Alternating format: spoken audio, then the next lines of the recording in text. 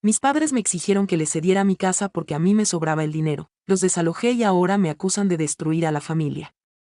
Hay lazos de sangre que no se sostienen por el amor, sino por una profunda y descarada sensación de derecho sobre el esfuerzo ajeno. Durante toda mi vida adulta, trabajé bajo la premisa de que ayudar a mis padres era una obligación moral, financié sus deudas, pagué sus consultas médicas y asumí el costo de sus malas decisiones financieras sin pedir nada a cambio. El verdadero conflicto estalló cuando, tras años de ahorros e inversiones en mi carrera como desarrolladora de software, logré comprar una casa de campo espaciosa con la idea de tener un refugio personal. Al enterarse, mis padres y mi hermano menor asumieron de forma automática que esa propiedad les pertenecía por derecho familiar. Se mudaron sin mi invitación formal, se instalaron en las recámaras principales y me exigieron que les firmara las escrituras porque, según su retorcida lógica, a mí me sobraba el dinero y ellos lo necesitaban más. Cuando comprendí que para ellos yo no era una hija, sino un cajero automático con la obligación de mantenerlos, decidí interponer una demanda de desalojo judicial que destruyó su burbuja de comodidad, desatando una guerra familiar que cambió mi vida para siempre. Antes de continuar este relato, nos gustaría saber desde dónde nos están viendo el día de hoy y qué hora es ahí. Si algo de esta historia resuena contigo, haz clic en el botón de me gusta y suscríbete para que te enteres cada vez que subamos un video nuevo. Es gratis y nos ayudas a motivarnos para subir una nueva historia cada día. Crecer en un hogar donde el éxito individual es visto como una propiedad comunitaria es una de las prisiones psicológicas más difíciles de detectar. Mi nombre es Martina, tengo 36 años y me desempeño como ingeniera principal de desarrollo de sistemas para una corporación tecnológica europea. Mi salario es alto, pero cada centavo de mi cuenta bancaria ha sido el resultado directo de noches enteras sin dormir, fines de semana sacrificados frente a la computadora y una disciplina laboral que mantengo desde los 18 años. Lamentablemente, en el ecosistema de mis padres, mi capacidad para generar ingresos nunca fue motivo de orgullo, sino una fuente inagotable de financiamiento para sus caprichos cotidianos. Desde que obtuve mi primer puesto importante, mis padres asumieron que mi dinero era un fondo de emergencia familiar de libre acceso.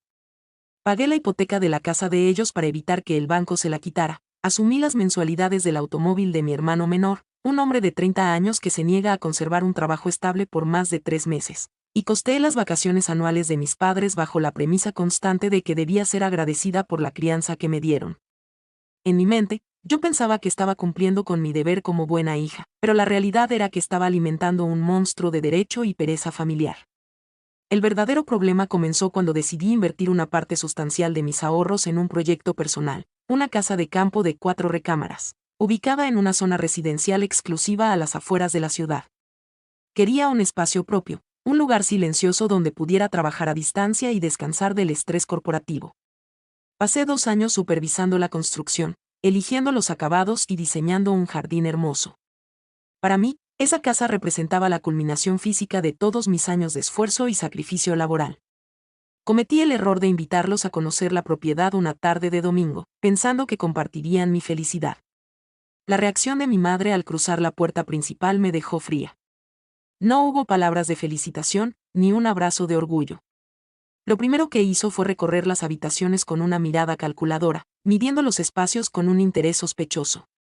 Es una casa demasiado grande para una mujer sola, Martina, comentó mi madre mientras tocaba las cortinas de la sala principal. A ti te sobra el dinero y el espacio, mientras que tus padres viven en un departamento incómodo y tu hermano no tiene donde instalar su estudio de música. Dios le da pan al que no tiene dientes.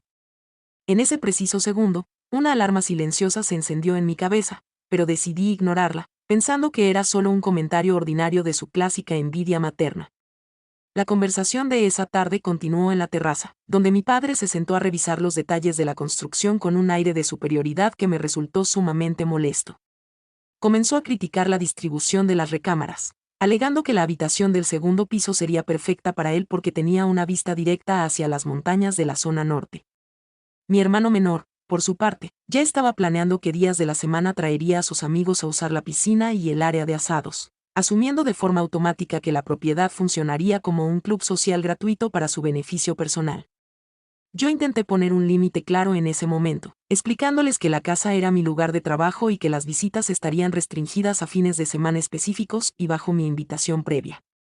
Mis palabras fueron recibidas con un silencio tenso, seguido de miradas de desaprobación de mi madre, quien me acusó de ser una mujer egoísta, fría y materialista que se olvidaba de sus raíces en cuanto veía un par de números altos en su cuenta de banco. Regresé a mi departamento esa noche con una sensación de incomodidad absoluta, sin imaginar que la audacia de mis padres ya estaba cruzando la línea de la legalidad familiar. La confirmación de que mi familia no respetaba mis límites territoriales ocurrió 3 semanas después de la cena en la terraza. Tuve que viajar a la sede central de la empresa en Londres para coordinar la implementación de un nuevo servidor de datos, un viaje que me mantendría alejada del país durante 15 días.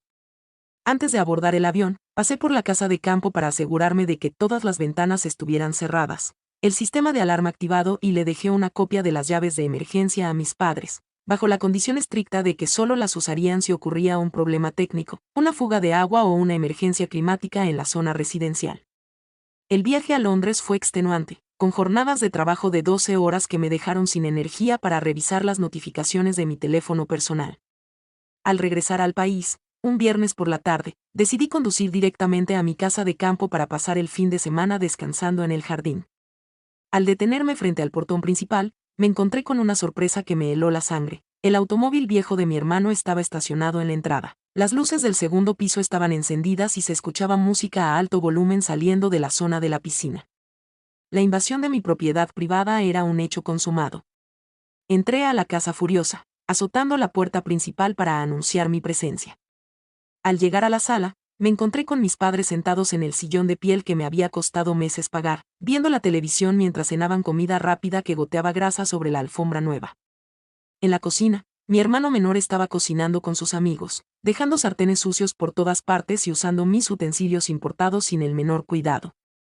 Mi casa de campo, mi santuario de paz y silencio laboral, había sido transformada en un hotel de paso desordenado y ruidoso por las personas que debían proteger mi bienestar. ¿Qué significa esto?, grité plantándome en medio de la sala, mirando a mis padres con una rabia que ya no podía contener en mi pecho. ¿Quién les dio permiso de mudarse aquí y de traer a extraños a mi propiedad? Les dejé las llaves únicamente para emergencias técnicas, no para que armaran un club vacacional a mis espaldas. Mi madre dejó su plato sobre la mesa de centro, se acomodó los anteojos y me miró con una calma y una condescendencia que me resultaron ofensivas. Baja la voz, Martina, no le grites a tus padres en esta casa, respondió con total descaro. No nos mudamos a escondidas, simplemente tomamos la decisión familiar de ocupar este espacio que tú tienes abandonado por estar metida en tus oficinas. Nosotros somos tus padres y tenemos derecho a disfrutar de tus logros materiales. La soberbia de mi madre me dejó sin palabras durante varios segundos. Miré a mi padre esperando que pusiera un gramo de cordura en la discusión, pero él simplemente se encogió de hombros y siguió cambiando los canales de la televisión como si la disputa no tuviera nada que ver con él. Mi hermano menor salió de la cocina con una botella de mi vino más caro en la mano, sonriendo con una audacia que me dieron ganas de sacarlo a empujones a la calle en ese mismo instante. Ya, hermanita, no seas tan dramática, comentó con un tono de voz burlón. Esta casa es gigante y a ti te sobra el dinero para mantenerla. Mis padres ya estaban cansados de vivir en ese departamento pequeño del centro y yo necesito un lugar amplio para ensayar con mi banda de música. Deberías estar feliz de poder proveerle este nivel de vida a las personas que te dieron la vida. Al fin y al cabo, para eso sirve la familia, para apoyarse cuando uno tiene la billetera llena. Comprendí en ese momento que la locura familiar había alcanzado un punto de no retorno. Mis padres y mi hermano no veían la invasión como un abuso, sino como un acto de justicia social dentro de nuestro propio árbol genealógico. La noche de la invasión se convirtió en una larga discusión que se extendió hasta la madrugada, una batalla de palabras donde mis padres desplegaron todo su arsenal de manipulación emocional, culpa religiosa y retorcida lógica familiar. Yo les exigí que empacaran sus pertenencias y que abandonaran la propiedad en un plazo máximo de 48 horas, explicándoles que incurrirían en un delito si se negaban a salir de una casa que estaba registrada legalmente a mi nombre exclusivo y pagada con mis impuestos profesionales. Pero mis argumentos legales se estrellaron contra el muro de su mentalidad de padres con derecho ilimitado. Mi padre se levantó del sillón, caminó hacia mí y me apuntó con el dedo con un tono autoritario que no usaba desde que yo era una adolescente. A mí no me hables de leyes ni de escrituras, Martina, exclamó con la voz temblando de la indignación. Las leyes de la sociedad no están por encima del mandamiento de honrar a tu padre y a tu madre. Nosotros gastamos nuestros mejores años criándote, pagando tus escuelas públicas y dándote un techo donde dormir. Si ahora tú tienes la fortuna de ganar un sueldo de millonaria en tus empresas extranjeras, lo mínimo que dicta la decencia es que nos cedas esta casa de campo para nuestra vejez. A ti te sobra el dinero para comprarte 3 casas más si quieres. Mi madre intervino de inmediato, usando las lágrimas falsas que siempre utilizaba para doblegar mi voluntad en las fiestas familiares. Es una crueldad lo que nos estás haciendo, Martina, sollozó cubriéndose el rostro con las manos. Tu hermano menor no ha podido consolidar su carrera porque la situación del país es muy difícil, y tú, en lugar de abrirle las puertas de tu propiedad para que progrese, prefieres tener estas habitaciones vacías por puro egoísmo. Nos da vergüenza ver en la mujer fría y calculadora en la que te has convertido por culpa de la codicia material. Dios te va a castigar si dejas a tus padres desamparados en la calle por defender unos papeles de propiedad. Me retiré a la única recámara que no habían ocupado, cerrando la puerta con seguro y pasando la noche en vela, escuchando el eco de sus risas y los ruidos de la música de mi hermano en la planta baja. Comprendí con una claridad dolorosa que para mi familia yo no era un ser humano con derechos, con cansancio o con planes propios. Para ellos, yo era simplemente una corporación financiera viviente, una billetera ambulante con la obligación biológica de financiar sus vidas de lujos artificiales. El abuso familiar se había disfrazado de piedad filial durante demasiados años, y la única forma de recuperar mi vida era cortar el cordura de la manipulación de manera definitiva y legal. La mañana del sábado trajo una calma aparente, pero el ambiente dentro de la casa seguía siendo hostil y cargado de una tensión insoportable. Al bajar a la cocina, me encontré con que mi madre ya había reacomodado mis electrodomésticos, guardado mis vajillas caras en los armarios superiores y colocado sus adornos viejos de cerámica en las repisas de la sala, apropiándose del espacio de una forma física y deliberada. Mi padre estaba leyendo el periódico en el comedor, esperando que yo preparara el desayuno como si fuera la empleada de servicio de su nuevo feudo residencial. Cuando me serví una taza de café y me senté lejos de ellos, mi hermano menor entró silbando, abrió el refrigerador y sacó los insumos que yo había comprado para mi semana de descanso, consumiéndolos sin pedir permiso. Esta cocina es fantástica, Martina, comentó entre risas. Ya le dije a mis amigos que el próximo sábado haremos una fiesta grande aquí para celebrar que mis padres ya tienen una casa como se lo merecen. Espero que no nos salgas con tus berrinches de oficina ese día.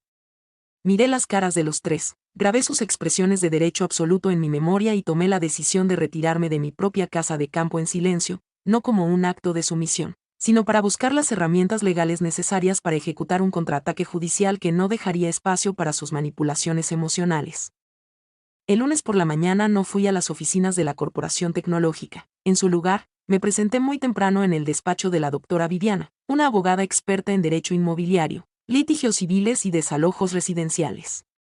Le presenté las escrituras originales de la casa de campo, los comprobantes de pago de la transferencia bancaria con la que adquirí el terreno y las facturas del pago de impuestos municipales a mi nombre. Le expliqué la situación de la invasión de mis padres y la negativa absoluta de mi familia a abandonar la propiedad de forma pacífica.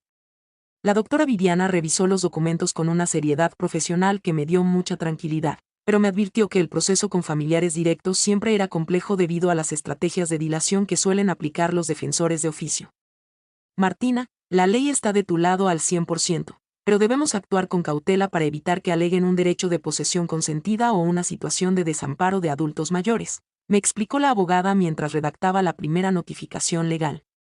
Vamos a enviar un requerimiento notarial de desocupación voluntaria con un plazo perentorio de 5 días hábiles. Si no salen, iniciaremos el juicio de desalojo por precario de forma inmediata. La respuesta de mis padres al requerimiento notarial llegó 3 días después, y superó cualquier nivel de descaro que yo pudiera haber imaginado en mis peores pesadillas familiares. En lugar de asustarse por la intervención de un notario público, mi padre contrató los servicios de un abogado de dudosa reputación y me envió una contrapropuesta firmada ante notario donde me exigían formalmente que le cediera la titularidad legal del 70% de las escrituras de la casa de campo, bajo el argumento de que esa propiedad constituía una compensación económica familiar justa por los años que ellos invirtieron en mi educación básica y manutención infantil. La carta notarial de mi padre incluía un desglose financiero absurdo de los supuestos gastos que ellos habían realizado conmigo desde mi nacimiento hasta mis 18 años, incluyendo costos de pañales, comida, ropa y celebraciones de cumpleaños, ajustados a la inflación actual. El documento terminaba con una amenaza explícita. Si yo no firmaba la cesión de derechos de la propiedad en un plazo de 10 días, ellos iniciarían una demanda civil en mi contra por abandono de hogar, exigiendo una pensión alimenticia mensual equivalente al 40% de mi sueldo gerencial para sostener el nivel de vida que mis padres merecían por derecho natural. La lectura de esa demanda del descaro notarial terminó por romper el último lazo afectivo que me unía a mis padres. Sentí una mezcla de asco, indignación y una profunda liberación emocional al comprender que la codicia de mi familia había eliminado cualquier rastro de amor maternal o paternal hacia mí. Para ellos, yo era una inversión financiera que debía darles dividendos de por vida. Llamé a la doctora Viviana de inmediato y le di la orden de rechazar la propuesta de forma fulminante y de ingresar la demanda de desalojo judicial en los tribunales de los civiles a misma tarde. No les vamos a dar ni un solo centímetro de las escrituras, doctora, le dije con la voz firme y decidida.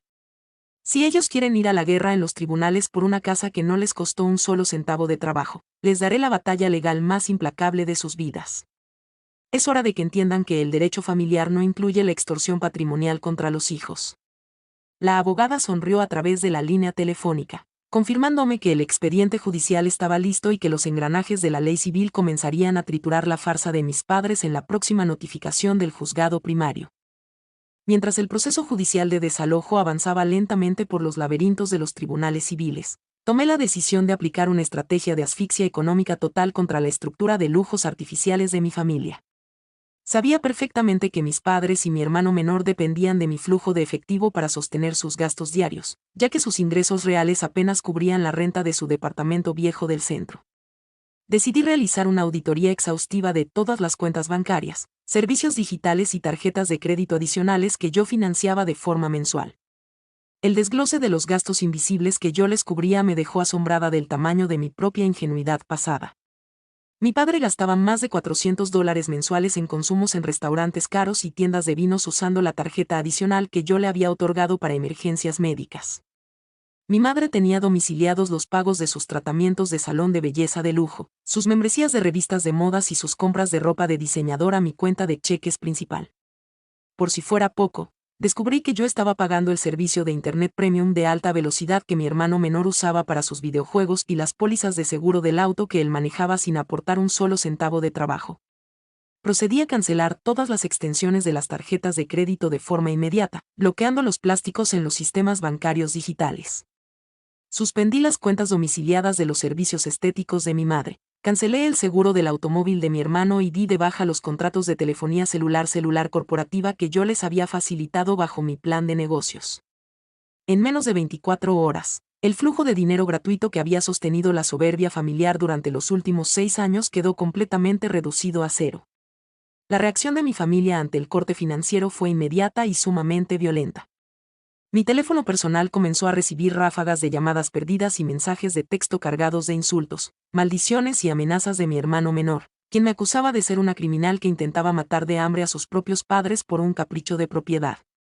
Yo ignoré cada una de las notificaciones, guardando los mensajes de texto como evidencia digital complementaria para el juicio de desalojo, demostrando ante el juez de la causa la conducta hostil, acosadora y parasitaria de las personas que ocupaban mi casa de campo sin mi consentimiento legal.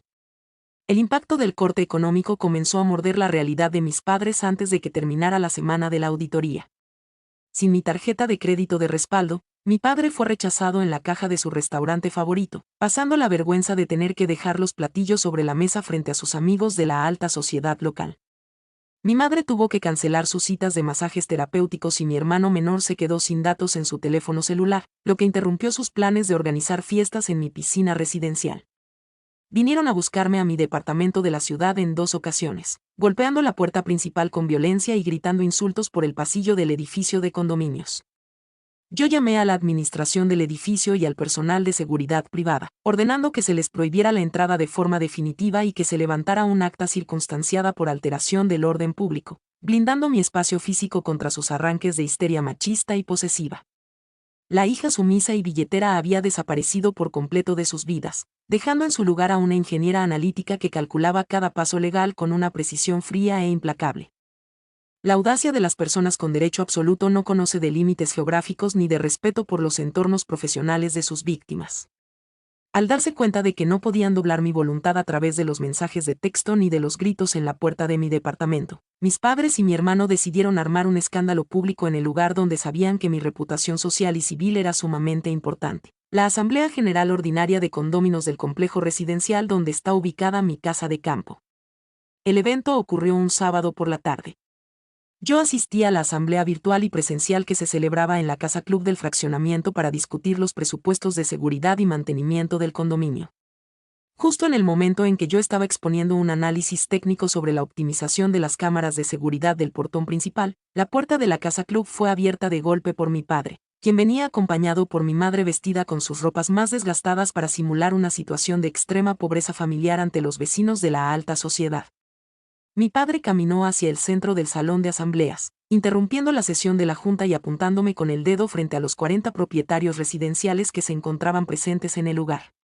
Mírenla bien, señores condóminos, gritó mi padre con una voz dramática que retumbó en los techos altos de la Casa Club.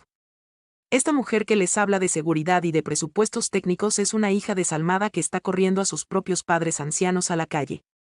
Nos invadió con notarios públicos, nos quitó el dinero para la comida y nos quiere quitar la casa de campo donde vivimos porque su codicia material no tiene límites. Mi madre comenzó a llorar en el pasillo central, arrodillándose falsamente frente a la esposa del presidente del comité residencial y pidiéndole que intercediera por ellos ante el monstruo de egoísmo que tenían por hija. El salón de la asamblea se quedó en un silencio sepulcral, con los vecinos mirándome con expresiones de desconcierto y sorpresa ante el espectáculo tan grotesco que mi familia estaba escenificando en un evento formal de la comunidad del fraccionamiento residencial. A pesar del intento de humillación pública, yo mantuve la calma de una forma que descolocó por completo la estrategia de mis padres. No me levanté de mi asiento, no les grité ni caí en su trampa de drama emocional.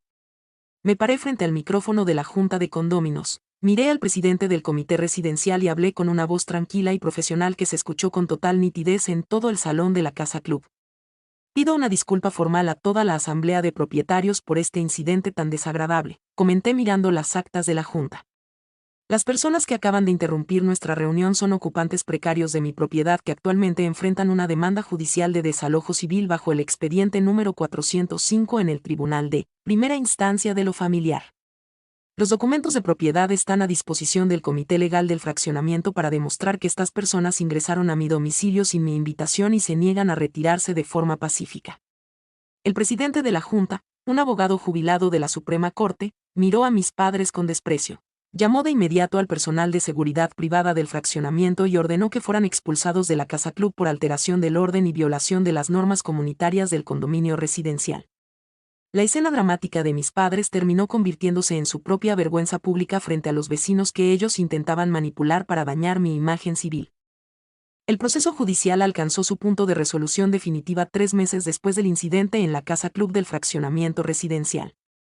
La doctora Viviana logró acelerar la audiencia de juicio oral gracias a las pruebas contundentes que presentamos ante el magistrado civil, los videos de seguridad del portón principal que demostraban que mis padres ingresaron usando las llaves de emergencia durante mi viaje laboral, los mensajes de texto cargados de amenazas económicas de mi hermano menor y el rechazo notarial de su propuesta de extorsión patrimonial sobre mis escrituras de la casa de campo. La audiencia definitiva se celebró en la sala de juicios orales del Palacio de Justicia Civil.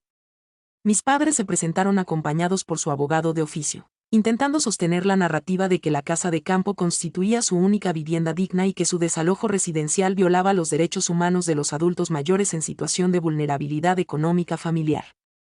El abogado defensor intentó conmover al juez civil alegando que yo tenía los recursos financieros suficientes para comprarles otro departamento y que mi demanda era un acto de crueldad innecesaria entre familiares directos, de sangre. Sin embargo, el magistrado civil fue un hombre implacable que se apegó de forma estricta a la letra del derecho de propiedad privada del país. Revisó el balance de la auditoría financiera que yo presenté, donde se demostraba que mis padres poseían un departamento propio a sus nombres en el centro de la ciudad, el cual tenían rentado a terceros para generar ingresos adicionales en efectivo mientras ellos ocupaban mi casa de campo de forma gratuita y abusiva. La farsa de la vulnerabilidad económica de la familia perfecta se derrumbó en un segundo frente a las evidencias contables de los tribunales. El juez golpeó su mazo de madera sobre el estrado y dictó la sentencia de desalojo civil a mi favor de forma inmediata y sin derecho a apelación suspensiva. Este tribunal no va a permitir que el derecho familiar sea utilizado como un escudo legal para cometer abusos patrimoniales, extorsiones civiles o invasiones domiciliarias contra los hijos profesionales, sentenció el magistrado civil mirando con severidad a mis padres. Se le otorga a los demandados un plazo improrrogable de 72 horas para desocupar la propiedad de forma voluntaria. De lo contrario, se autoriza el uso de la fuerza pública, el rompimiento de cerraduras residenciales y el arresto administrativo de los ocupantes por desacato a una orden judicial del Estado. La guillotina civil había caído con todo su peso sobre su soberbia de padres con derecho. Al escuchar las palabras definitivas del juez, mi madre soltó un grito de rabia, se levantó de su silla y me lanzó una última maldición frente a los secretarios del juzgado civil, asegurando que yo moriría sola en el mundo y que mi dinero no me compraría el perdón de Dios por haber humillado a mis propios padres ancianos ante las leyes de los hombres comunes. Mi padre se quedó sentado con la mirada fija en el piso de la sala de audiencias, con el rostro pálido al comprender que su estrategia de manipulación notarial había fracasado por completo y que su estilo de vida de lujos gratuitos en el fraccionamiento residencial de alta gama había terminado, para siempre. Yo miré a la doctora Viviana, firmé el acta de la sentencia de desalojo con total tranquilidad y salí del Palacio de Justicia Civil con una sensación de alivio y orgullo recuperado que no se puede comparar con nada en este mundo. El sistema judicial civil había funcionado como el escudo definitivo de mi dignidad personal, demostrando que la ley no se dobla ante los berrinches de los parásitos familiares por más lazos de sangre que aleguen tener en la vida real. El plazo de las 72 horas otorgado por el magistrado civil expiró un jueves por la mañana a las 9 en punto. Mis padres y mi hermano menor, en un último acto de soberbia, arrogancia y resistencia civil, decidieron ignorar la orden del juez y trancar las puertas de la casa de campo desde el interior, pensando que la policía patrullera no se atrevería a romper los accesos residenciales de una propiedad privada para sacar a 2 adultos mayores de la zona. Yo me presenté en el lugar acompañada por la doctora Viviana, el actuario judicial asignado por el juzgado civil de primera instancia, un cerrajero residencial de alta seguridad con herramientas industriales y 2 patrullas de la policía estatal con 6 elementos armados listos para ejecutar la orden de lanzamiento judicial. El fraccionamiento residencial estaba en un silencio perfecto, con algunos vecinos observando los detalles del operativo desde las ventanas de sus casas club con una curiosidad evidente. El actuario judicial golpeó el portón principal 3 veces con su tabla de notas, anunciando el inicio del procedimiento de desalojo forzoso por orden del Estado. Al no recibir respuesta del interior, le dio la señal al cerrajero de alta seguridad, quien encendió un esmeril eléctrico industrial y comenzó a cortar los cilindros de acero de la cerradura inteligente del portón en medio de una lluvia de chispas que destruyó los acabados que mi hermano tanto presumía ante sus amigos músicos. En menos de 5 minutos, las puertas principales cedieron por completo ante la fuerza pública del Estado. Los elementos de la policía estatal ingresaron a la casa de campo en primer lugar, encontrando a mi hermano menor armado con un palo de golf en la sala principal con la intención de agredir al personal judicial. Fue sometido de inmediato por los oficiales, esposado de las manos y colocado boca abajo en el piso de la sala bajo los cargos de resistencia de particulares y desacato civil. Mis padres salieron de la recámara principal gritando insultos, pero los oficiales les ordenaron que guardaran silencio y que comenzaran a sacar sus pertenencias de forma inmediata a la banqueta de la calle residencial. El cargador de mudanzas privadas que yo había contratado comenzó a sacar las cajas de ropa vieja de mi madre, los aparatos de música de mi hermano y los muebles ordinarios que ellos habían traído para arruinar la decoración de mi sala residencial. Mi madre lloraba sentada sobre una de sus maletas en la acera de la calle, viendo cómo sus vecinos del fraccionamiento residencial la miraban con expresiones de desprecio al verla expuesta ante la fuerza pública como una simple invasora domiciliaria. Mi padre intentó hablar conmigo por última vez mientras los oficiales sacaban sus botellas de vino de mi cocina, pero yo me mantuve lejos de su alcance físico, limitándome a observar el inventario que el actuario judicial levantaba con una precisión contable impecable. En menos de 2 horas, la casa de campo quedó completamente desocupada, limpia de su presencia parasitaria y bajo el control absoluto de mis nuevas cerraduras de alta seguridad. El cerrajero instaló un sistema de control biométrico con reconocimiento de huella digital y claves encriptadas conectadas de forma directa a la central de policía del fraccionamiento. Cuando las patrullas se retiraron del lugar llevando a mi hermano menor detenido en la caja trasera por sus agresiones a los oficiales, miré el portón de mi santuario de paz y comprendí que el precio de mi libertad material había sido alto, pero que mi dignidad como mujer trabajadora e independiente estaba completamente a salvo de sus garras de derecho familiar absoluto. Cuando una familia narcisista pierde sus fuentes de ingresos gratuitos y es expulsada de los espacios de lujo que intentaba parasitar por la vía judicial, su último recurso de supervivencia social es la creación de una campaña de desprestigio masiva en las redes digitales, intentando voltear a los miembros restantes de la comunidad en contra de la víctima a través de la mentira y el chisme cibernético. Durante el mes siguiente al desalojo con la fuerza pública, mi madre y mi hermano menor abrieron varios perfiles públicos en plataformas digitales como Facebook y Twitter, donde subieron fotografías del día del lanzamiento judicial, mostrando a mi madre sentada en la banqueta de la calle y a mi hermano esposado por los oficiales de la policía estatal. Acompañaron las imágenes con textos amarillistas titulados: "La verdadera cara de la codicia, Martina, la ingeniera millonaria que mandó a la cárcel a su hermano y dejó sin casa a sus padres ancianos por defender unas escrituras materiales". El objetivo de la campaña digital era claro: buscaban generar una oleada de acoso cibernético que afectara mi estabilidad emocional y pusiera en riesgo mi puesto gerencial en la Corporación Tecnológica Europea, forzándome a pedirles disculpas públicas y a otorgarles una compensación económica mensual en efectivo con tal de detener el escándalo en Internet. Recibí algunos mensajes de texto de tíos lejanos y primos con los que no hablaba desde hacía 10 años, quienes me reclamaban por la supuesta falta de piedad filial y me exigían que regresara a mantener a mis padres por el bien del apellido familiar. Sin embargo, la mentalidad analítica que utilizo para desarrollar sistemas informáticos me sirvió para neutralizar su ataque digital en menos de una semana. No contesté ninguno de los comentarios en las redes sociales, ni entré en discusiones absurdas con los perfiles falsos de mi hermano. En su lugar, la doctora Viviana recopiló los enlaces de las publicaciones certificadas ante notario público y los ingresó como anexos en una nueva demanda penal por ciberacoso, difamación agravada y extorsión digital contra mi madre y mi hermano menor ante la Fiscalía de Delitos Tecnológicos del Estado. La respuesta de la Fiscalía de Delitos Tecnológicos fue fulminante y contundente para la estrategia familiar. 2 agentes investigadores de la Policía Judicial se presentaron en el departamento viejo del centro de mis padres para notificarles la apertura del expediente penal y advertirles que si las publicaciones digitales no eran dadas de baja en un plazo de 24 horas, el juez de control emitiría una orden de aprehensión penal contra mi hermano menor por violación de las leyes de privacidad digital y desacato continuo de las órdenes de restricción civil que yo había tramitado previamente. El pánico de regresar a una celda de detención estatal obligó a mi hermano a borrar los perfiles falsos, eliminar las fotografías del desalojo residencial y cerrar sus cuentas públicas en Internet en menos de 2 horas de haber recibido la visita judicial de los agentes. La campaña de desprestigio en el vacío digital se desinfló por completo ante el peso del derecho penal del país, dejando a mi familia perfecta en un aislamiento total y absoluto dentro de su propia mediocridad financiera. Comprendí en ese momento que los abusadores familiares solo tienen poder sobre las víctimas que guardan silencio por miedo al chisme social. Cuando les respondes con el Código Penal en la mano y los expedientes certificados ante notario público, sus discursos dramáticos sobre el amor familiar se transforman en puro terror hacia la justicia de los tribunales civiles de la nación. Ha transcurrido medio año desde la mañana en que las cerraduras de mi casa de campo fueron cambiadas por el cerrajero industrial bajo la supervisión de la Fuerza Pública Estatal.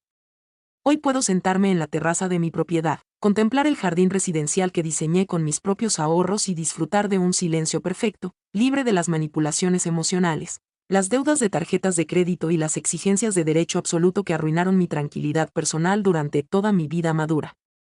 Mis padres y mi hermano menor regresaron a vivir de forma definitiva en su departamento viejo del centro de la ciudad, obligados a ajustarse a la realidad económica de sus ingresos reales y de sus pensiones básicas elementales. Ya no hay cenas de lujo en restaurantes caros, ni membresías en el club de golf de alta gama de la zona norte, ni ropa de diseñador pagada con el sudor de mi frente de oficina corporativa. La lección de humildad y legalidad civil que el sistema judicial y mi dignidad como hija proveedora les aplicaron fue contundente y definitiva en sus vidas de apariencias artificiales. El dinero que antes se evaporaba en financiar sus caprichos y sus abusos domésticos ahora tiene un destino constructivo, limpio y verdaderamente mío. Abrí un fondo de inversión privado para mi jubilación anticipada. Comencé a financiar un proyecto de desarrollo de software para escuelas rurales de bajos recursos y viajo por el mundo por placer profesional sin la culpa constante de tener que sostener a 5 adultos sanos que me consideraban un simple cajero automático biológico. Mi casa de campo es hoy mi verdadero santuario de libertad material.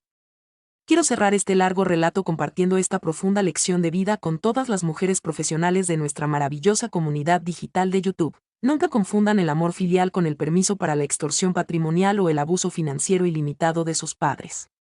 Su esfuerzo laboral es sagrado, su tiempo de descanso vale oro y sus derechos individuales como seres humanos independientes no se venden por ningún lazo de sangre ni por ningún discurso dramático sobre las apariencias del apellido familiar en este mundo.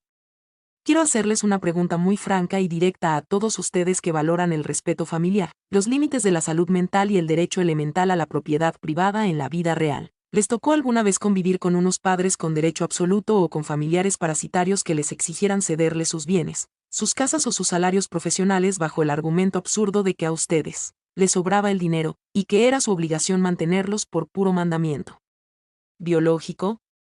¿Creen sinceramente, analizando el desenlace de los hechos con la cabeza fría y el orgullo intacto, que mi decisión de interponer la demanda de desalojo judicial, cortar de golpe todas las tarjetas adicionales de la auditoría y procesarlos penalmente por ciberacoso ante la Fiscalía de Delitos Tecnológicos fue la respuesta correcta, justa y necesaria para rescatar mi cordura, defender mi dignidad y proteger mi patrimonio frente a las garras de unos abusadores familiares? Dejen sus reflexiones, anécdotas y valiosas opiniones en la caja de comentarios aquí abajo. Los leo con muchísima atención y respeto para conocer sus valiosos puntos de vista en esta gran comunidad de personas libres.